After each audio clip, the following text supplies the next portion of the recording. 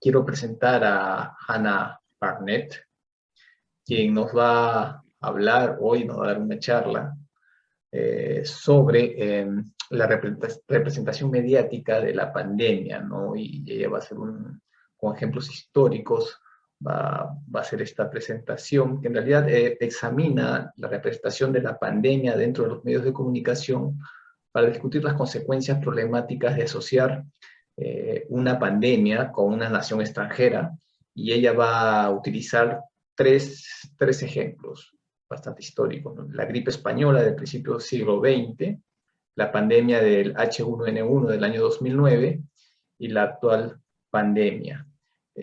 Hanna Barnett es miembro del CEPI, además es estudiante de doctorado en estudios hispánicos en la Universidad de Western Ontario, en Londres, Canadá. Su investigación, como ya repetí, se centra en el estudio de la pandemia y los medios de comunicación, y con el caso específico de la gripe española de 1918. Y también habla muy bien el español, Hanna, y dirige talleres de conversación para estudiantes universitarios y es profesora de español. Bienvenida, Hanna, muchas gracias por tu participación y tienes la palabra. Thank you, Carlos. Un pequeño paréntesis. Me olvidé de decir, disculpa, Hanna, que la presentación va a ser en inglés, pero pueden formular sus preguntas en español sin ningún problema. Gracias. Ahora sí, Hanna. Bueno, gracias. Thank you, everyone, for being here and listening to my presentation. So yes, it's a part of my major research paper for my master's degree. It's an honor for me to share my presentation entitled Media Representations of Pandemics with you all tonight. So the aim of today's presentation is to examine media representations of pandemics in order to discuss the problematic consequences of associating a pandemic with a foreign nation using the following case studies.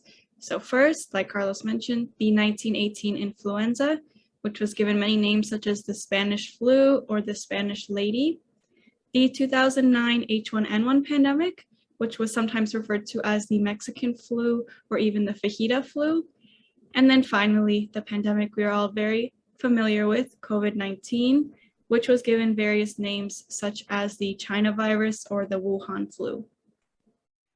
So let's begin with understanding why this is a problem. Essentially, this association stigmatizes a group of people, and as a result, this group is often quickly ostracized by the rest of the world, which has detrimental economic, social, and political implications. So to start, the stigmatization of a specific group of people can aid the transmission of the virus. This is primarily twofold. First, the stigmatized group may be less likely to seek treatment because they do not want to contribute to the connection between their race or ethnic group and the disease. Thus, they may continue to carry out their everyday lives, transmitting the virus to people with whom they come into contact with. And second, by othering a disease, it creates a false sense of security for those outside of the group in question. So when the threat is perceived to only affect a certain group of people, those who don't belong to this group may not feel the need to engage in preventative health practices, such as frequent hand washing or social distancing, which ultimately can aid the disease's transmission. Next, it can deteriorate economies. For example, on the larger scale, countries may fear doing trade with a specific nation if there's a perceived threat because of transmission risks through imports. And then at a smaller level, people may choose to boycott businesses from the targeted group because of the same fears. Additionally, there are various social consequences for the stigmatized group. Ostracization from society can lead to mental health issues, as well as other factors such as losing their homes or not being able to secure housing in the first place because of discrimination. And furthermore, there are political factors at stake. One example of this is that countries may stop immigration or processing visas from a certain nation due to transmission fears. And then finally, these consequences of being associated with the pandemic set a precedent and can cause countries to fear reporting an outbreak in the future. So for example, when discussing the long-lasting effects of the 2009 H1N1 pandemic, the Mexico City's health secretary stated that unless there is an international fund created to support countries who report outbreaks, the next time countries are going to say, no, this is going to affect our economy, it's better not to say anything. This was referring to the effects of the pandemic on the tourism industry in Mexico. So here I've outlined the basis of the ramifications caused by these associations, but going forward, I'll discuss specific consequences with each pandemic. So the first pandemic of note for today is the 1918 influenza. And according to the Centers for Disease Control, it's the most severe pandemic in recent history. Its infection toll estimation was about 500 million, and it resulted in the deaths of more than 50 million people globally. Its origins remain unknown today. However, it's widely accepted that the first outbreak was at a United States Army training camp in Kansas in March of 1918. Other less popular theories suggest that it could have originated at a British Army camp in France or in New York City, or even from Vietnamese laborers traveling to Western nations. However, none of these theories lead to Spain. So how did this association become so prevalent? Essentially, since Spain was neutral during the First World War, it had a larger freedom of the press than in other global superpower nations. So although it was appearing in the United States and the United Kingdom, Spain was just the first country to publicly announce to the world that it had a virus ravaging its population. And this was in May of 1918. And as a result, the pandemic was branded by the media from the rest of the world as the Spanish flu, or other nicknames such as the Spanish lady. And from this point on, the virus would be associated with Spain forever, or until this point in history. One major way that the pandemic was associated with Spain in the media was through the image of the matador, traditional Spanish bullfighters. So in this example on the left, we see the front cover of a San Francisco newspaper from November 1918. Here, the masked marvel bullfighter successfully conquered the bull, which represents the virus. And then hanging from his sword is a sign that says, San Francisco knows how, because the city had thought they had beat the virus. However, that was not the case.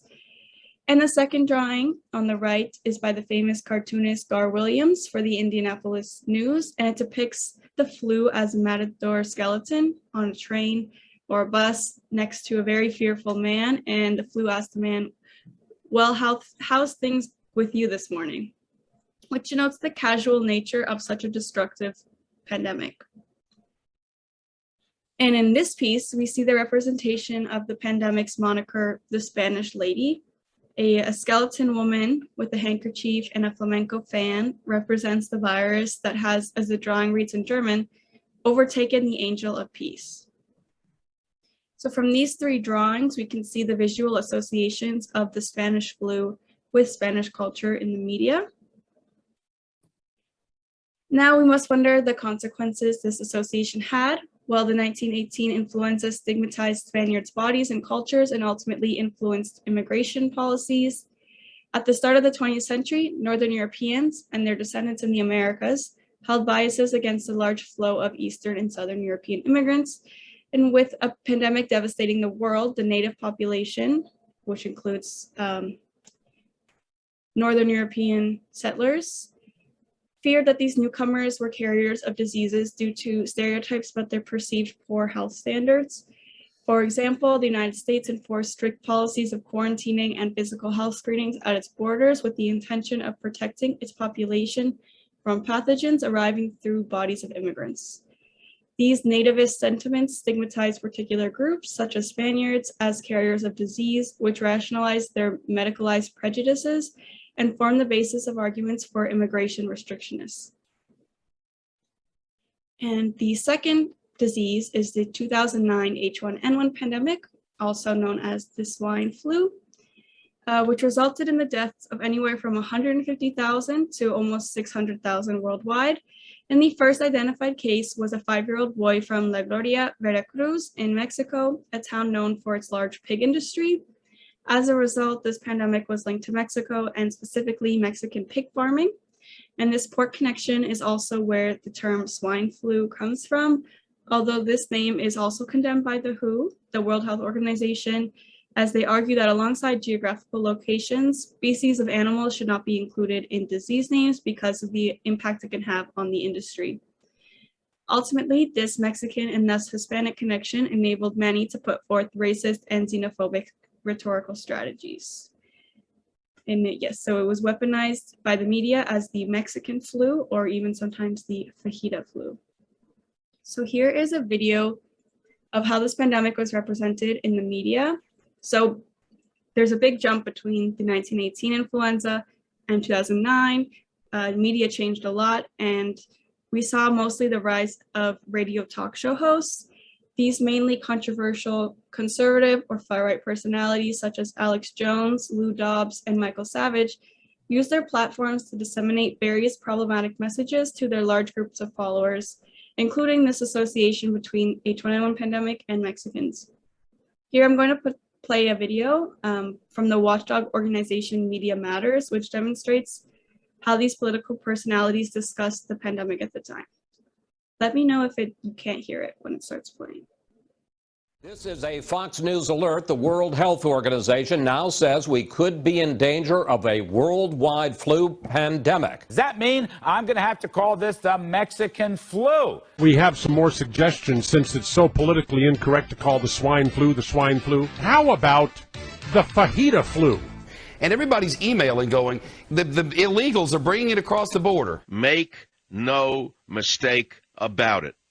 Illegal aliens are carriers of the new strain of human swine avian flu from Mexico. Tonight, swine flu spreads from Mexico to the United States. Is this the latest border crisis? Could this be a terrorist attack through Mexico? There's the bioterrorism angle. What better way to sneak a virus in this country than to give it to Mexicans? And they are a perfect mule. Perfect mules for bringing this virus into America. If you want to get that epidemic into this country, get it going real good and hot south of the border.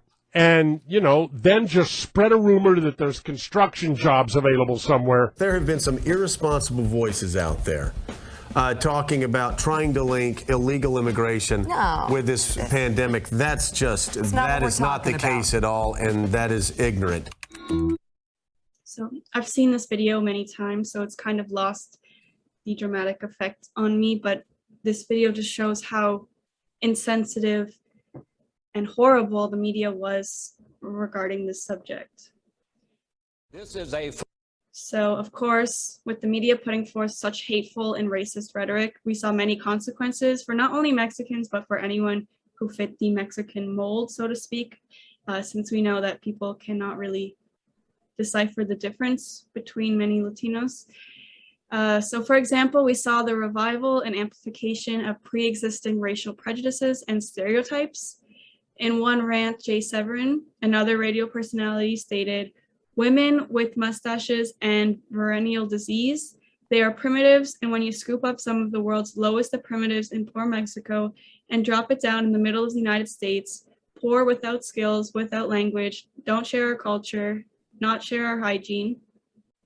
So this comment alone carries various racist sentiments. It reinforces the position of the less wealthy Hispanic nations as dirty and unhealthy places, and that non-Western countries are uncivilized, and speaks on concepts of Western femininity while also hypersexualizing foreign women. Here in this political cartoon, we can see how this artist added the swine flu to a created list of supposed issues that the United States associates with Mexico, such as drug cartels and kidnappings, and the swine flu now, which states that Mexico is a bad neighbor to them, using a play on a very popular commercial. It also fueled problematic discussions surrounding immigration and the border crisis, as right-wingers used the pandemic to fight for immigration reform at their southern border, citing that the criminalians are bringing the disease into the United States and infecting the native-born population. In this cartoon, we see the border control agent using the wall or border structure as a way to confine both immigrants and the disease. Additionally, this rhetorical strategy impacted the economy. One estimation of the economic impact found that the 2001 H1 pandemic caused a $27 million trade deficit in the pork industry, and that Mexico had lost $2.8 billion US in their tourism industry. And then similarly, Mexican and Hispanic owned restaurants in the United States, which could also be extrapolated to talk about in Canada or other Western nations. There was a decline in business during this time, which was actually encouraged by a lot of these radio personalities, such as Michael Savage, who stated, "Go ahead, go and eat in a restaurant now with illegal aliens all over the kitchen, and you don't know if they were in Mexico yesterday or 2 days ago because your wonderful government doesn't give a rat's behind who's in the kitchen or whether they wiped their behind with their hands." So thus, with the H1N1 pandemic, we saw the consequences of associating a disease with a nation. And then finally, the COVID-19 pandemic, which we all know too well, we see the association with China due to the fact that it was first identified in the Chinese city of Wuhan. When announcing the official name for the novel coronavirus, the World Health Organization's Director General outlined explicitly that the name COVID-19 is intended to prevent any stigmatization towards any group of people. However, since its first outbreak was in China, the Chinese connections were quickly made, and we found ourselves once again in this problematic pattern of associating a disease with the nation. It's often referred to as the China virus or other monikers such as the Wuhan flu or the Kung flu even. And here we can see the front page of The Province, a newspaper from Vancouver, Canada, which referred to the pandemic as the China virus in February of 2020. Another key element that we can't ignore is the role of Donald Trump and his administration in promoting this rhetoric. And despite a lot of criticism from the media and Asian communities, and actually the World Health Organization themselves, Trump consistently and persistently referred to COVID-19 as the China virus. When confronted at a news conference by a reporter about the problematic terms, he stated, "It's not racist at all. It comes from China. I want to be accurate." In June, he even made fun of people who were using the proper term of COVID-19 because it did not reinforce his Chinese association. And then he continued to use even more China-related terms such as the Kung flu. Although Twitter was popular during the 2009 H1N1 pandemic, it's now a vital media source. And in a tweet, the White House used the Spanish flu as an example to defend calling the COVID-19 pandemic the China flu. And he said that this controversy was just the mainstream media's fake outrage, which was always his go-to defense.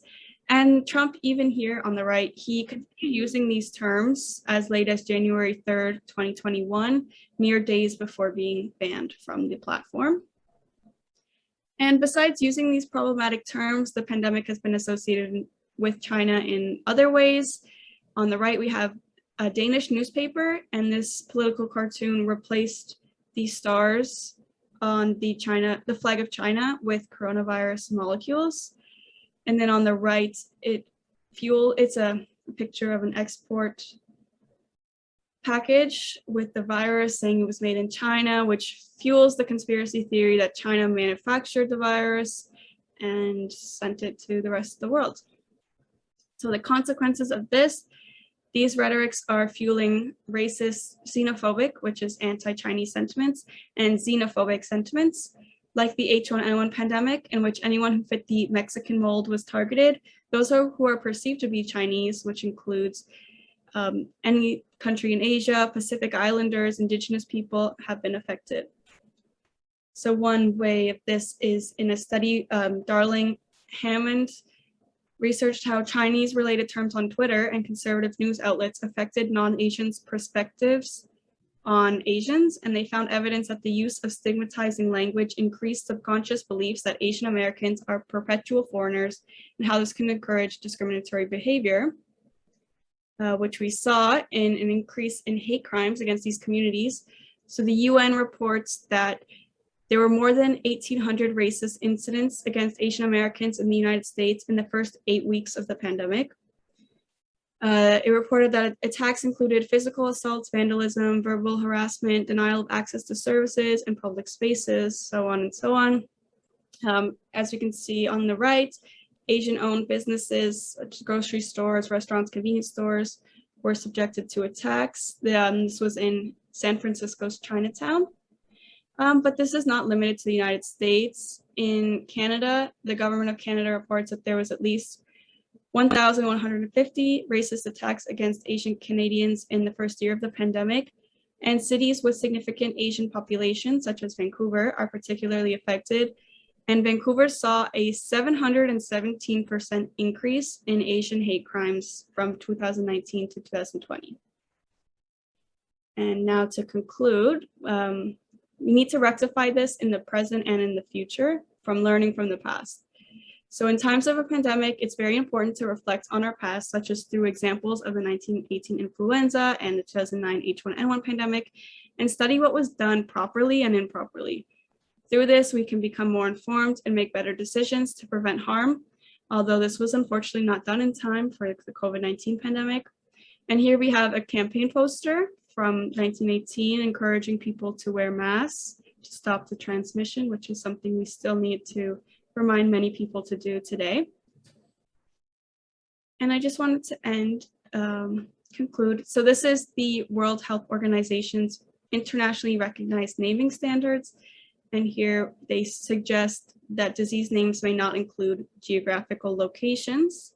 And it uses the Spanish flu as an example. And this is to minimize unnecessary negative impacts of disease names on trade, travel, tourism, or animal welfare, and to avoid causing offense to any cultural, social, national, regional, professional, or ethnic groups. Okay, and now the last slide. So now we can see how our words have significance. However, we each have the power to change these discourses. As people who belong to different cultural communities, I recommend that we do not participate in this racist rhetoric and instead promote the use of the scientific names of the virus. We can break the long and horrific trend of associating diseases with nations by changing our own discourses and encouraging politicians and journalists to do the same. Thank you. Muchísimas gracias, Hanna, por tu interesante presentación. Vamos a pasar a una ronda de preguntas o comentarios de 10 minutos. Si alguien tuviera alguna pregunta, igual que la exposición anterior, puede alzar la mano. Yo tengo una pregunta, Hanna, muy puntual respecto a tu tema específico de la pandemia de 1918. La semana pasada en el New York Times salió un artículo sobre el uso político o el uso que la política le estaba dando a la ciencia, y ciertamente hay un uso mediático, ¿no?, de la ciencia, y los medios también van creando estigmatizaciones, etc. Y ha presentado pues las consecuencias negativas, sobre todo para la población o para el sector de población que es estigmatizado. Pero en este tipo de fenómenos siempre hay beneficiados, tomando en cuenta que los medios de comunicación son grandes corporaciones mediáticas en realidad, conducidas por empresarios que no solamente tienen negocios en los medios, sino en diversos sectores. ¿Cuál crees tú que fueron los beneficiados, entre comillas, en esa primera pandemia del siglo XX? That's a very good question. Well, like I was explaining earlier as well, Northern Europeans in North America benefited not from the pandemic, but they could use it to promote their beliefs of trying to prevent Southern European immigrants. So there was that. Also, there were some anti-mask sentiments. Specifically in San Francisco, there was a huge anti-mask group, which benefited, just like how we're seeing today, where people were getting a little famous on social media, but back then it was through events, rallies, and in the news as well. So becoming like personalities who discuss the consequences of the pandemic. Yes, thank you for your question. Gracias. Gracias. Sí, ahora son los movimientos antivacunas, ¿no? Los que están Sí. Y tiene como aliado muchos medios. ¿Hay alguno de los participantes que tenga alguna pregunta? La doctora Celia y la profesora Ladia. A ver, doctora Celia, su micrófono, por favor. Oui, ¿estoy bien? Sí, claro. Mi pregunta es la siguiente. generalmente está en relación con la forma como yo pienso todos los actores sociales van a poner en práctica la utilización del appel à la peur, la llamada al miedo. Es una definición que está en salud pública. Que hubo, yo pienso que en los años 80 había habido una revisión un poco antes que señalaban que no se debiera de utilizar el appel à la peur para poder justamente orientar a la población, me refiero a los políticos, a los medios de comunicación, a la gente responsable de la comunicación, para que la gente pudiera como sopesar en forma mucho más racional, si se quiere, y no con el miedo, la situación en la que atraviesa. ¿Por qué hago esta pregunta? Porque lo que vemos actualmente es que la población a nivel mundial, el miedo está muy presente, hay toda la problemática de salud mental y entre otras hay una problemática que es una de mis grandes preocupaciones a nivel de la interrelación humana. Entonces, ¿cómo ha evolucionado? Porque yo pienso que es una consecuencia sumamente grande y de gran responsabilidad de diferentes actores a nivel político, a nivel de la salud, etc. ¿Qué es lo que se ve en el transcurso del tiempo, ¿no? Con las epidemias que ha señalado? 18, 2009 y esta del 2019, ¿no? For sure. So I believe fear has just been amplified because we have everything on our phones. So before, in 1918, people slowly heard about the news. They had to wait every morning for a new newspaper. But at least in my experience, in January, February of 2020, I was reading updates every 20 minutes on my phone about a new case in Canada. The pandemic reaches Europe. So we definitely have more access to information, which leads to more fear. And the way that we deal with this fear is by othering. So that's what a lot of the research about this rhetorical strategy is that by othering the disease and saying, oh, it's not going to affect me. With the COVID pandemic, it was, oh, it's just China's problem. It just affects Chinese people, so it won't affect me. And that's how people tried to stay calm throughout the pandemic, which of course had horrible consequences on Chinese and Asian communities abroad. Yes, I definitely think we are more scared because we have so much access to information, good and bad, fake and real, that we're living in a constant state of fear about the pandemic. Thank you. Gracias. Carlota Roncieto tiene una pregunta. Por favor, su micrófono, Carlota. En realidad es un comentario. He quedado sorprendida escuchando a Hanna los episodios de crímenes de odio, 1150 creo en el año 2020, y la discriminación hacia las personas de origen asiático. Esa situación no la hemos vivido en nuestro país, en Argentina, en ninguna provincia, ni en la ciudad capital, y eso que la comunidad china es significativa ya en este momento en nuestro país. También quisiera comentar que en la historia ha pasado esto en otras oportunidades. Por ejemplo, en el año 1871, en Buenos Aires hubo una epidemia de fiebre amarilla que se originó con los soldados que regresaban de la guerra de la Triple Alianza.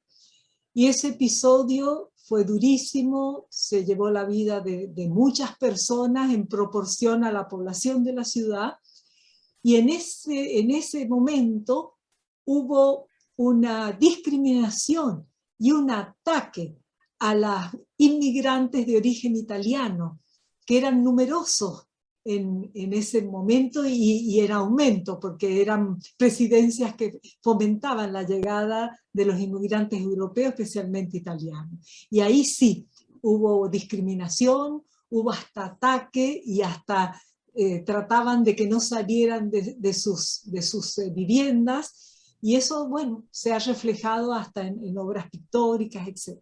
Bueno, solo eso quería yo comentar, y excelente tu exposición, Ana. Gracias, y voy a investigar este tema sobre Buenos Aires. Y la fiebre amarilla. Bueno, no sé, a través de Lady puedo mandarte yo un correo electrónico y tengo bibliografía y conozco bastante ese tema. Perfecto, gracias. Muchas gracias.